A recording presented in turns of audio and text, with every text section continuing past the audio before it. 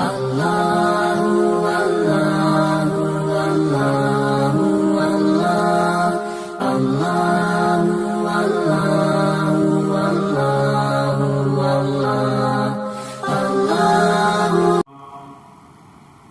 لله نحمده ونستعينه ونستغفره ونؤمن به ونتوكل عليه ونعوذ بالله من شرور أنفسنا ومن سيئات أعمالنا من يهده الله فلا مضل له ومن يضلله فلا هادي له ونشهد أن لا إله إلا الله وحده لا شريك له وحده بوحدة موحدا بوحدة موحدا بوحدة وحيدا وأحدا بلا مدد وجدد ونسب ووصف في الكمال لا شريك له ولا وزير له ولا نظير له ولا مثل له ولا مثال له لا شريك له ولا معين له ولا مشير له ولا مزارع له ولا هادي له ونشهد أن سيدنا ونبينا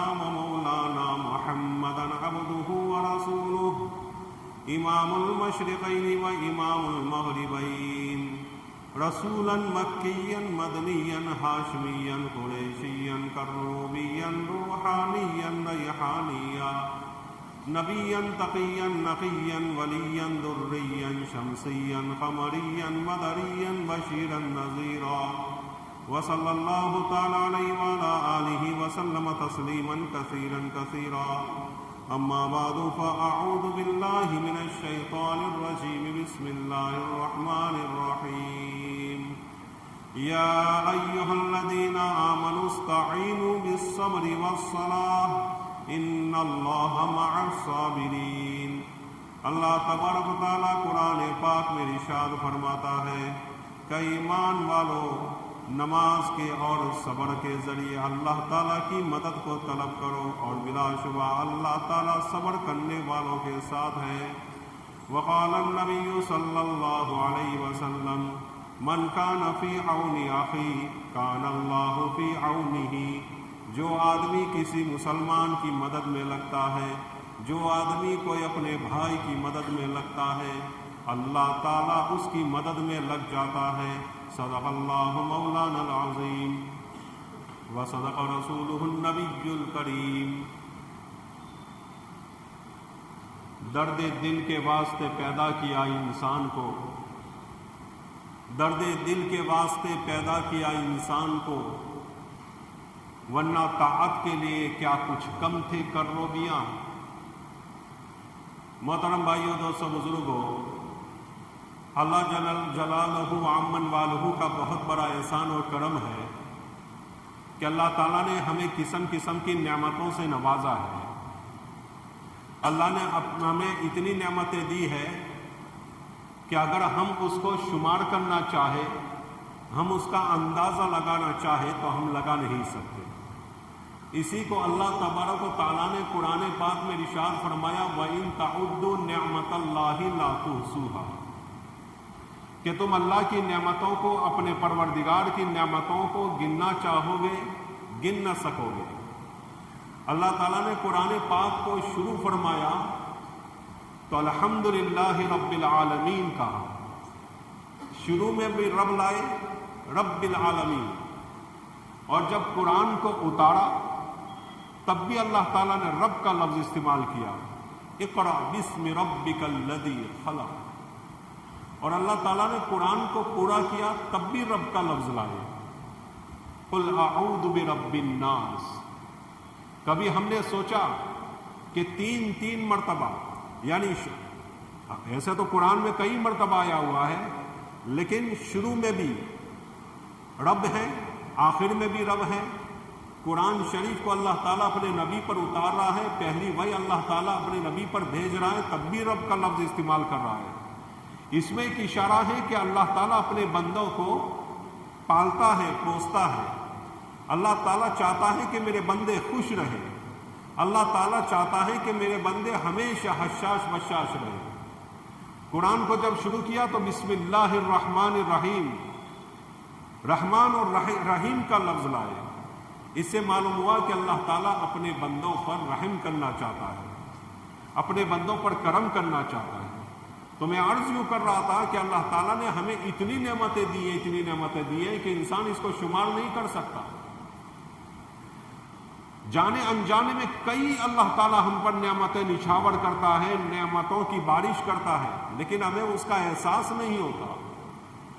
انسان کے بدن ہی کو دیکھ لو، خود اللہ تعالیٰ کہتا ہے سنوریہم من آیاتنا، کہ ہم تم کو دکھائیں گے ہماری آیت سے، فی الآفاق، دنیا میں بھی دکھائیں گے، وفی انفسکم، اور تمہاری جانوں میں بھی ہم دکھائیں گے، تمہارے بدنوں کے اندر دکھائیں گے کہ ہم نے کیسی کیسی نعمتیں تمہیں دی ہے۔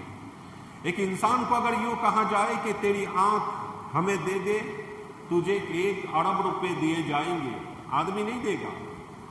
انسان کو کہا جائے کہ تیرا ہار دے دے، تجھے 10 کروڑ روپے دیے جائیں گے، یا 10 ارب دیے جائیں گے، 10 کھرب دیے جائیں گے، آدمی تیار نہیں ہوگا۔ اس سے معلوم ہوتا ہے کہ انسان کتنا قیمتی ہے، انسان کا جسم کتنا قیمتی ہے، اس سے ہمیں معلوم ہوتا ہے۔ بہرحال تو اللہ تعالیٰ نے ہمیں بہت نعمتیں دے رکھی ہے، جس کو ہم جانتے بھی ہیں، اور بہت ساری ایسی ہیں جس کو ہم جانتے بھی نہیں۔ یہ ہوا ہے، یہ فضا ہے، فضا میں ایک ایک بالش کے انتر میں ہزاروں بیکٹیریا اور چھوٹے چھوٹے جراثیم اڑ رہے ہوتے ہیں، لیکن اللہ تعالیٰ نے انسان کا سسٹم ایسا بنایا ہے، انسان کا بدن ایسا بنایا ہے کہ اس میں ایسے بیکٹیریا رکھے ہیں، ایسے جراثیم رکھے ہیں کہ باہر کے جو جراثیم ہے وہ اندر نہیں آ سکتے۔ اگر باہر کے جراثیم اندر آ جائے تو انسان بیمار پڑ سکتا ہے، ملیریا ہو سکتا ہے، ٹائیفائڈ ہو سکتا ہے، اس کے کڈنی کو ڈیمیج کر سکتا ہے، بہت کچھ ہو سکتا ہے، لیکن اللہ تعالیٰ اندر جانے نہیں دیتا۔ کون اس کو روکتا ہے؟ اللہ روکتا ہے۔ انسان کو معلوم ہے؟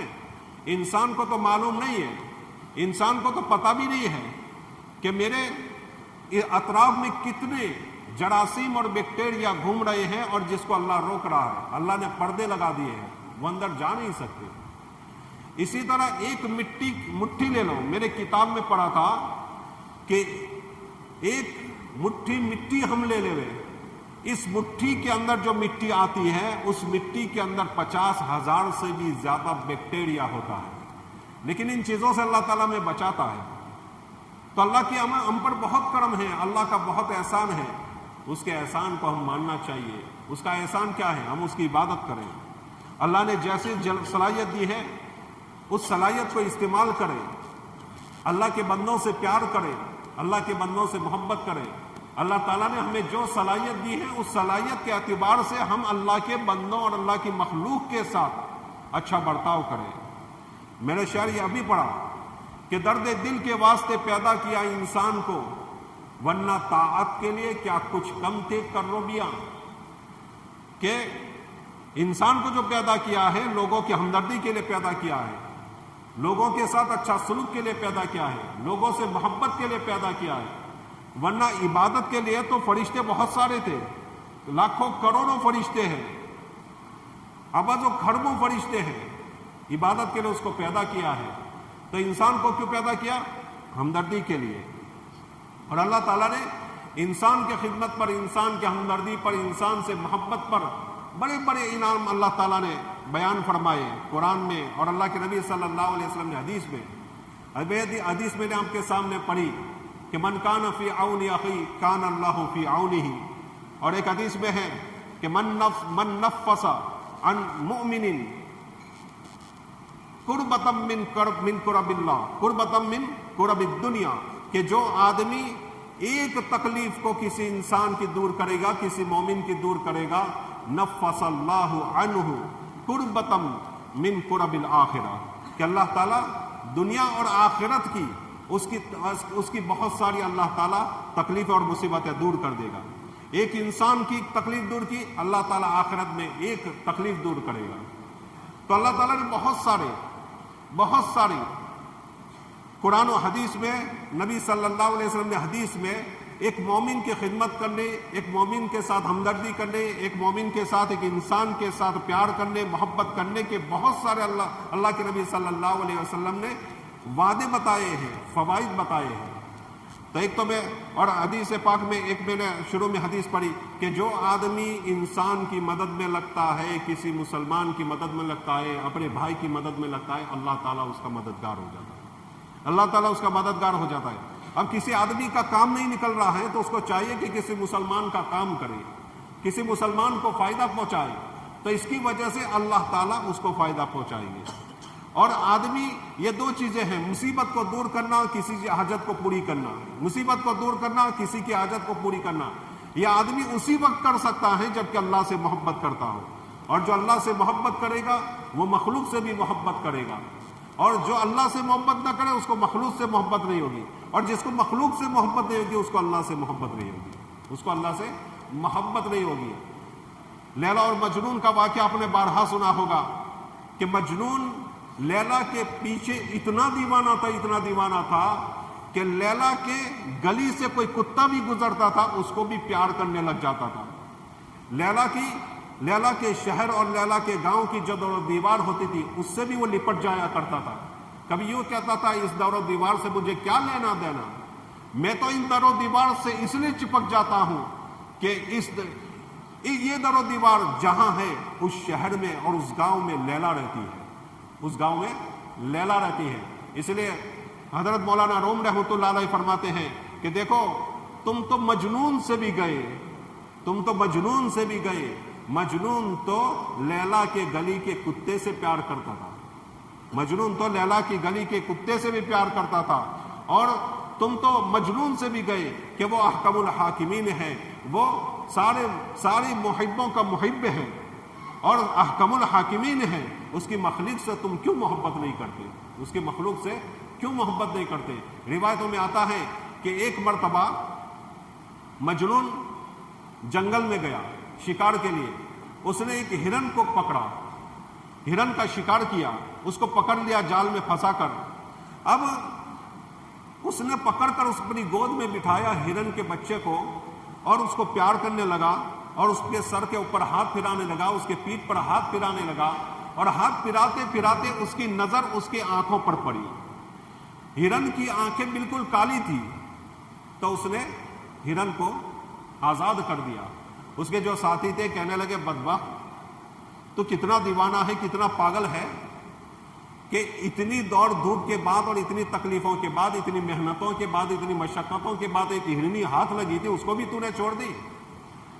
تو مجنون کہنے لگا کہ میں نے اس کی آنکھوں کو دیکھا، کالی کلوٹی تھی، میں نے اس کی آنکھوں کو دیکھا بالکل وہ لیلا جیسی تھی، اس لیے میں نے چھوڑ دیا۔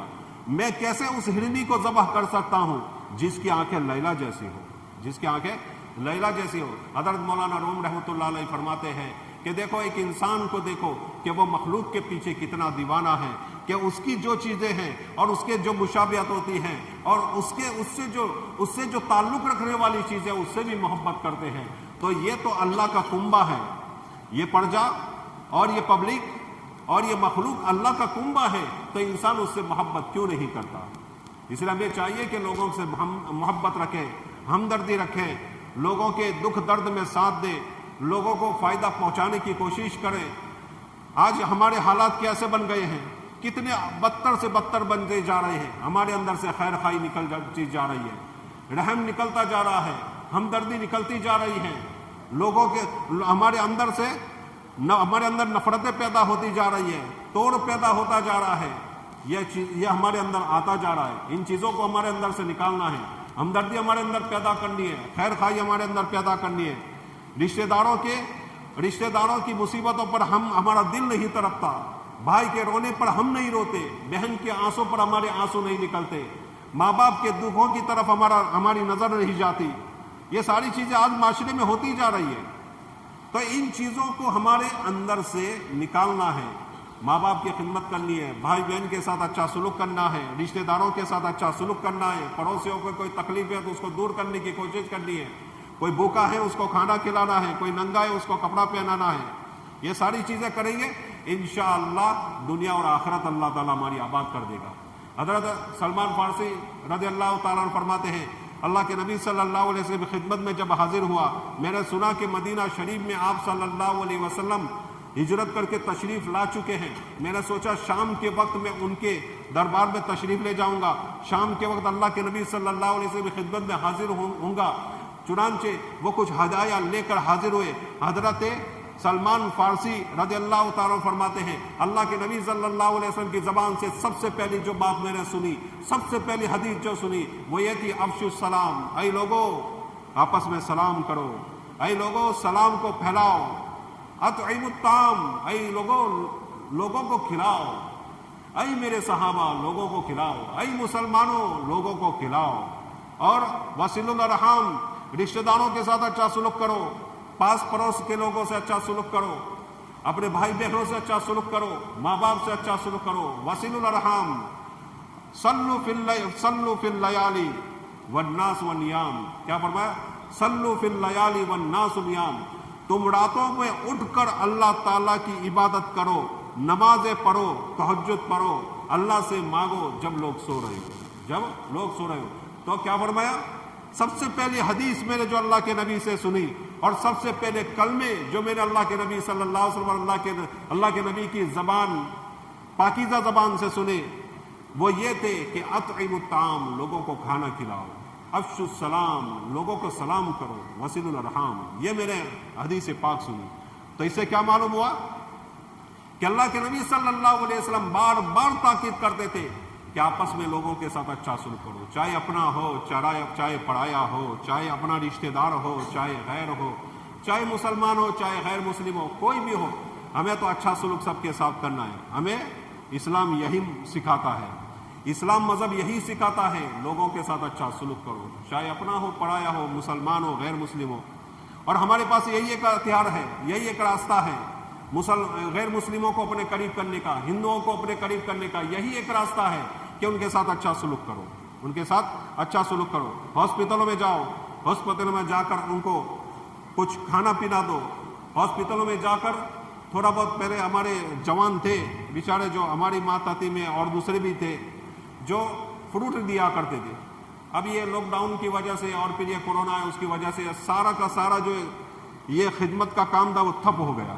بہرحال ٹفن دیتے تھے، گھر گھر جا کر ٹفن دیتے تھے، یہ ساری خدمتیں ہو رہی تھی، اللہ تعالیٰ ان سب کو جزائے خیر نصیب فرمائے۔ لیکن لاک ڈاؤن کی وجہ سے پھر کورونا آ گیا، کورونا کی وجہ سے یہ ساری خدمتیں ابھی بند ہو چکی ہیں۔ بہرحال تو بہت خوش ہو جاتے تھے، دو چار کیلے دے دیے،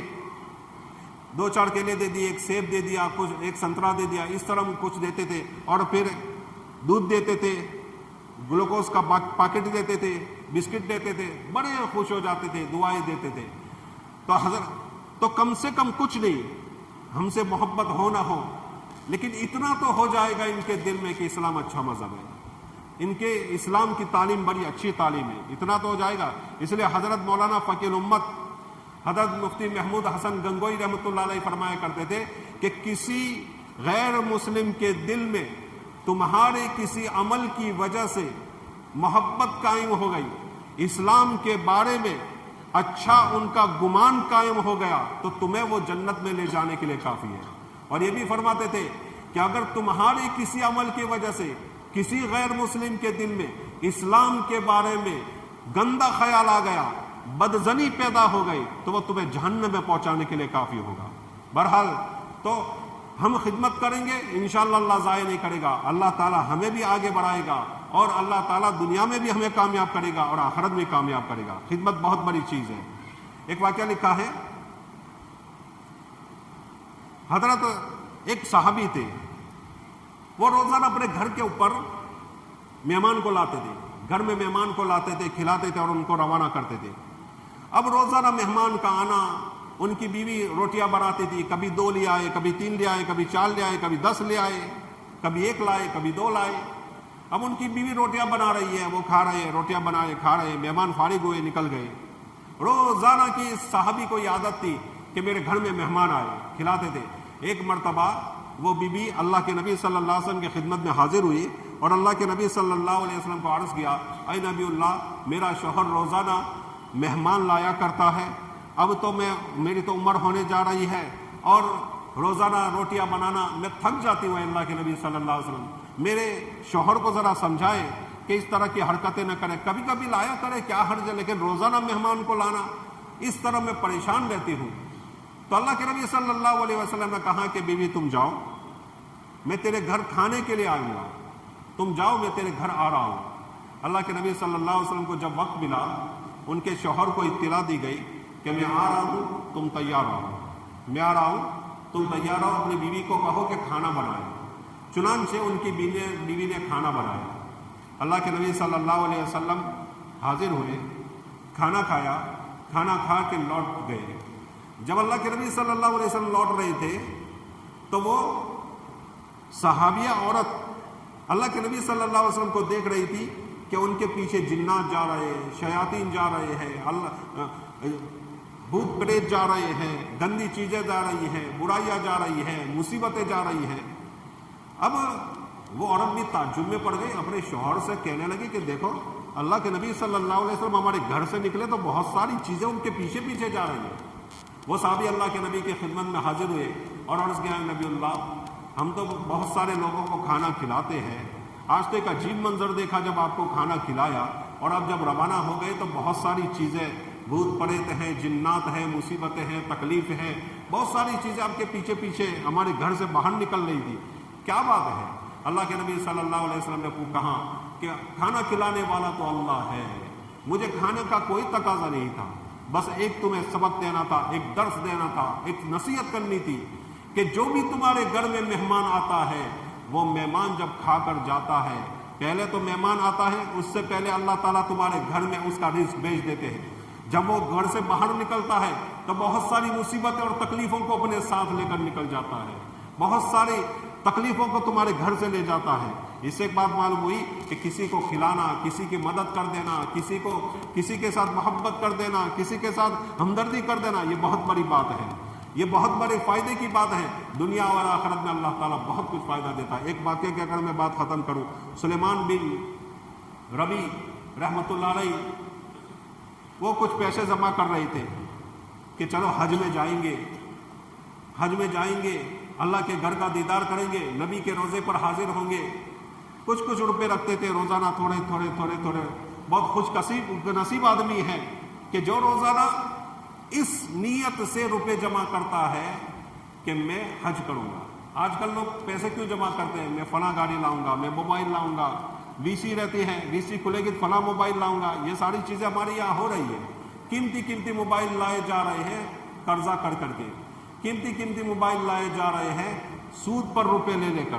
بھائی اللہ تعالیٰ نے جتنی چادر دی اتنے پاؤں پھیلانے چاہیے، ورنہ آدمی پریشان ہوگا۔ حدیث پاک میں آتا ہے میانہ روی سے چلو،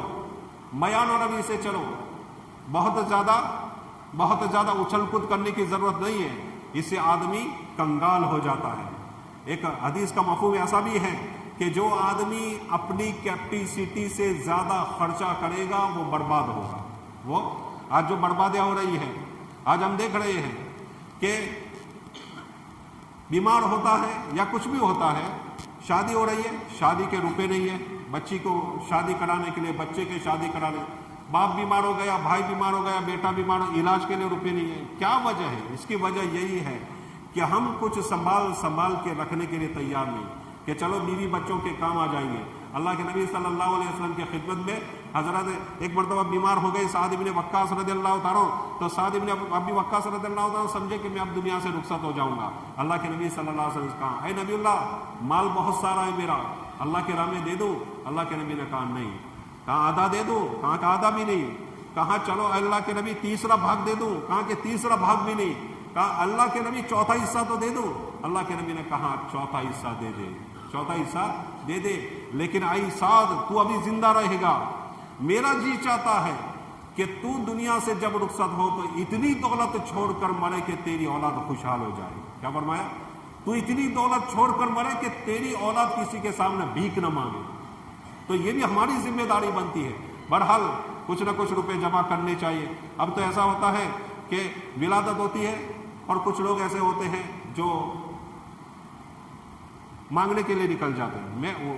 ہو سکتا ہے بیچارے وہ مجبور ہو سکتا ہے ان کے بارے میں مجھے بولنا بھی ذرا مجھے بہت سختی معلوم ہو رہی ہے، میرے دل پر بوجھ پڑ رہا ہے، لیکن میں ایک بات سمجھانا چاہتا ہوں آپ کو، ایسی بات بولنا مناسب بھی نہیں ہے، لیکن ایک بات سمجھانا چاہتا ہوں۔ مجھے ایک ڈاکٹر نے یہ بتایا تھا کہ مفتی صاحب آپ یہ روپے جو معاف کروانے کے لیے آئے ہو، تو آپ ان کو یہ ایسا کیوں نہیں کہتے کہ بھائی جب بچہ پیٹ میں آتا ہے تو پتہ لگ جاتا ہے 1 مہینے میں، پھر وہ بچہ 8 مہینے کے بعد پیدا ہوتا ہے، کیا 8 مہینوں کے اندر 2,000 روپے وہ نہیں رکھ سکتے؟ 8 مہینے میں 2,000 روپے رکھیں گے تو 16,000 ہو جائیں گے، 15 ہو جائیں گے، 12 ہو جائیں گے کم سے کم، تو اتنے روپے وہ جمع نہیں کر سکتے؟ بچہ تو ایک دم تو آ نہیں جاتا، تو پھر کیوں وہ لوگ جمع نہیں کرتے، تھوڑے تھوڑے روپے رکھتے نہیں ہیں؟ تو کسی کے سامنے ہاتھ پھیلانے کی نوبت نہ آئے، کیوں ذلیل ہوتے ہیں؟ سامنے چل کر یہ لوگ کیوں ذلیل ہوتے ہیں؟ اللہ تعالیٰ کوئی بچہ تو ایک دم سے نہیں آ جاتا، 9 مہینے کے بعد آتا ہے اور آدمی کو پتہ لگ جائے۔ تو یہ سسٹم ہمارے اندر یہ غلط ہے کہ ہاں دوسری بات ہے اچانک سے آ گئے، تکلیف آ گئی اور آدمی بیچارہ پریشان ہے تو کیا کرے، وہ تو مانگے گا ہی۔ تو بہرحال تو میں یہ عرض کر رہا تھا، میں واقعہ عرض کر رہا تھا، ابھی میں دوسری باتیں عرض کرنے جاؤں گا تو بہت وقت نکل جائے گا۔ سلیمان بن ربی پیسے جمع کیے، حج میں جاؤں گا، پیسے جمع ہو گئے، ادھیر عمر ہو گئی ان کی، سوچا کہ چلو قافلہ جا رہا ہے مکہ کی جانب، حج کی جانب، تو میں بھی ان کے ساتھ سفر کروں۔ سفر کرتے کرتے کوفہ پہنچے۔ کوفہ میں جامع مسجد میں ان کا ٹھہرنا ہوا۔ ایک مرتبہ دوپہر کی بات تھی، وہ جامع مسجد کی سیڑھیاں چل رہے تھے، کوفہ کی جامع مسجد کی، دوسرے لوگ چلے گئے تھے اندر، اچانک ان کی نظر پڑی، ایک طرف دیکھا تو ایک عورت ہے، بالکل پردے میں ہے، ہاتھ کا بھی پردہ، منہ کا بھی پردہ، اور بالکل کپڑے میں لپٹی ہوئی ہے۔ تو حضرت سلیمان دیکھ رہے کہ یہ کیا کر رہی ہے، وہ گئی، ایک کوڑا کرکٹ جہاں پڑا ہوا تھا، یہاں ایک مردار پڑا ہوا تھا، اس نے چھری نکالی اور اس کو الگ الگ جگہ سے کاٹ کر اپنے تھیلے میں رکھا اور وہ جانے لگی۔ اب سلیمان بن ربی ایک دم سے تعجب میں پڑ گئے، اپنے سر کے اوپر ہاتھ رکھ دیا کہ یہ کیا کر رہی ہے عورت، کیا اس کی قسمت اتنی خراب ہو گئی کہ مردار کو کھانے کے لیے تیار ہو گئی، مردار کو کھانے پر مجبور ہو گئی؟ اس نے سوچا کوئی تو بات ہے، پیچھے ہو لیا، کہیں جا کر بیچتی تو نہیں۔ ان کے دل میں الگ الگ خیال آئے، دماغ میں الگ الگ خیال آئے کہ کہیں جا کر کسی کو بیچتی تو نہیں، پیچھے ہو لیا۔ جا کر دیکھا کہ ایک گھر ہے گلی کے کنارے پر، دروازہ کھٹکھٹایا، اندر سے کچھ بچیاں دوڑ کر آئی اور شور کرنے لگی، میری اماں کھانا لے کر آئی، میری اماں کھانا لے کر آئی، میری اماں کھانا لے کر آئی، بہت خوشیاں منانے لگی۔ دروازہ بند ہوا۔ اب سلیمان بن ربی قریب گئے اور کیوان میں جھانک کر دیکھا تو اس عورت کو دیکھا کہ ڈیگچی چڑھائی اور اس میں گوشت ڈالا۔ وہ تعجب میں پڑ گئے، یہ کیا کر رہی ہے عورت، آخر یہ اتنی کیسی مجبوری آ گئی کہ وہ اس طرح کھانا کھا۔ اس نے دروازہ کھٹکا، سلیمان بن ربی نے دروازہ کھٹکھلا تو 2 منٹ لوں گا ذرا۔ دروازہ کھٹکھٹایا، اندر سے لڑکی نکلی بڑی، کہا کیا کام ہے بھائی، کہا کہ مجھے اندر آنے کی اجازت دی جائے۔ کہ نہیں، ہم باپردہ لوگ ہیں، ہم آپ کو اندر نہیں آنے دیں، میرا باپ مر گیا ہے، میرا کوئی بھائی نہیں ہے، میرا کوئی بھی نہیں ہے، کوئی مرد ہے، کہیں 2 منٹ بات کر کے نکل جاؤں گا۔ بہرحال واقعہ لمبا ہے۔ تو اندر جا کر اس نے پوچھا کہ یہ ڈیگچی میں تم نے جو گوشت ڈالا ہے وہ میں نے دیکھا ہے، کہا کہ اس پر پردہ رکھو، ہم خانوادہ سید میں سے ہیں، ہم سید خاندان سے ہیں، میرا شوہر بھی سید تھا، میں بھی سید ہوں، آپ اس پر پردہ ڈال کر نکل جائیں، آپ یہاں مت رہیں۔ کہا کہ بس میں جاننا چاہتا ہوں آخر بات کیا ہے۔ کہا 3 روز ہو گئے، میرا شوہر کا انتقال ہو گیا، میں تو عدت میں تھی، کئی روز گزر گئے، میری بچوں نے کھانا نہیں کھائے، 3 بچیاں ہیں، کھانا نہیں کھایا تھا، مجبوراً مجھے باہر نکلنا پڑا اور میں یہ کھانا لے کر آئی ہوں اور ان کو کھلا رہی ہوں۔ میں نے ان کو نہیں بتایا مردار کا کھانا ہے، تم نے آ کر یہاں سے راز فاش کر دیا۔ تو حضرت سلمان بن یسار رونے لگے اور پھر گئے کوفہ مسجد میں، اپنی تھیلی لے کر آئے پیسوں کی، جو حج میں جانے والے تھے وہ سارے کے سارے پیسے اس عورت کو دیے اور کہا کہ اس سے اپنا گزران کیجیے گا، میرے پاس اتنے ہیں، زیادہ ہوتے تو میں دیتا۔ پھر وہ کوفہ کی مسجد میں گئے اور ان سب سارے ساتھیوں کو کہا تم حج کے لیے چلے جاؤ، میں تمہارے پیچھے، بندوبست ہوتا ہے تو آتا ہوں۔ وہ وہیں رک گئے۔ اب وہ گئے حج میں، اب جانے کے بعد یہاں وہ بیٹھے ہیں، کوئی کھانا دیتا ہے کھا لیتے ہیں، کچھ کمائی کرتے ہیں اور کھا لیتے ہیں، وہی رہے ٹھہرے رہے۔ قافلہ مکہ سے واپس آیا، حج کر کے واپس آیا، اور ایک ساتھی نے دیکھا تو اتر کر ان کو لپٹ گیا اور کہہ رہا کہاں چلے گئے تھے؟ عرفات میں ہم دعا کر رہے تھے، دعا کرتے کرتے آپ بھاگ گئے، کہاں چلے گئے؟ اچانک میں نے نظر اٹھا کر دیکھا آپ تھے نہیں۔ کہا کہ میں تو آئے نہیں ہوں بھائی، میں تو یہی ہوں۔ ارے کیا بات کر رہے ہو تم، اس کو پوچھو۔ کہا کہ ہاں مدینہ میں ہم جب ذبح کرنے کے لیے گئے تھے، اب جب ہم قربانی کرنے کے لیے گئے تھے، آپ نے کہا یہ تھیلی پکڑو، یہ پیسوں کی تھیلی ہے وہ پکڑو اور میں ذرا قربانی کر دوں۔ اب میں نے وہ تھیلی پکڑی ہوئی تھی، ادھر میں دیکھ رہا تھا، اچانک ادھر نظر کی تو تھا ہی نہیں، اور یہ تھیلی لو، یہ تمہارے پیسوں کی تھیلی۔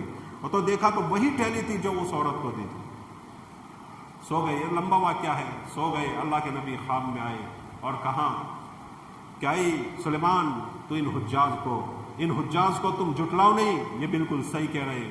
جس وقت تم نے میرے خاندان کی اس عورت کو تم نے روپیہ دیا ہے، اسی وقت اللہ تعالیٰ نے ایک فرشتہ پیدا کر دیا اور وہ ان کے ساتھ گیا، حج کیا اور تمام کے تمام ارکان پورے کیے، اور آج وہ لوٹ کر آئے ہیں۔ اور انہوں نے تو اپنے پیسوں سے حج کر لیا، لیکن اللہ تعالیٰ نے تیری اس مدد کرنے کے اوپر یہ فیصلہ کیا ہے کہ یہ فرشتہ قیامت تک حج کرتا رہے گا اور سارے حج کا ثواب تجھے ملتا رہے گا۔ تو کسی کے ساتھ ہمدردی کرنا، کسی سے پیار کرنا، کسی کے ساتھ اچھا سلوک کرنا، صلہ رحمی کرنا، لوگوں کے کام آنا، لوگوں کے ساتھ ہمدردی کرنا، یہ کوئی معمولی بات نہیں ہے۔ یہ اللہ تعالیٰ کے یہاں جب قیامت کے روز اللہ کے دربار میں حاضر ہوں گے اور اس کا اجر و ثواب ملے گا، تب لوگ کہیں گے کہ نہیں، یہ جو خدمتیں کرتے تھے یہ بہت بڑی بات تھی۔ اللہ تعالیٰ ہم سب کو لوگوں سے ہمدردی کرنے کی، لوگوں کے ساتھ محبت کرنے کی، لوگوں کے ساتھ پیار و محبت سے رہنے کی، ایک دوسرے کی خدمت کرنے کی توفیق نصیب فرمائے۔ واخر دعوانا